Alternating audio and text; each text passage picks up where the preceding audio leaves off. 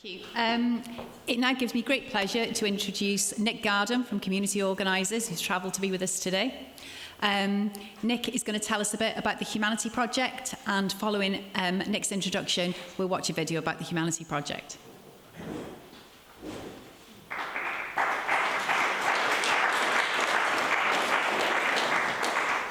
Brilliant, thank you, and yeah, what a welcome.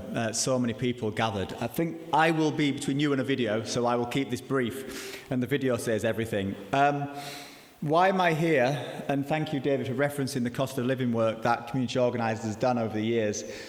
I have spent, I'll tell you a little story. I spent 20 years of my life working with communities across the UK and Europe to build what you would call grassroots community power. The community organising work that TCC does is exemplary. It's like, and it happens in many places. People are out knocking on doors, listening, talking to people, finding out what matters. When they bring people together in these places, whether it's here in Wrexham or many others, they often find out deep, deep-seated challenges that happen in local places. And so often what happens is when they think about what they can do about it, they often meet a system or a set of institutions or people in power who don't always seem to understand. And when I say that, what I mean is they kind of understand the issues, but they can't seem to make the changes in the system. And for whatever reason that is, we often find ourselves coming up against the system which doesn't seem to move or change. And over the last however many years, 15 years, 20 years, some people say 40 years, we haven't seen things get materially better in a lot of places.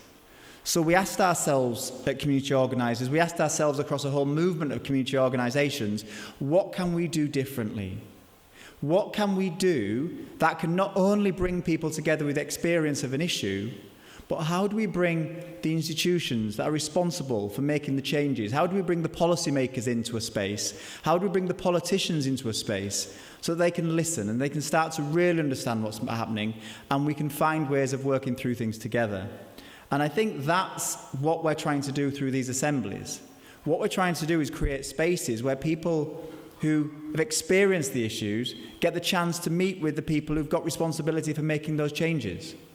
And what's really important, I think, from my perspective, is if we do that well, and we can do it in a way which is actually really deeply meaningful, then we might be able to put a bit of humanity back in the system.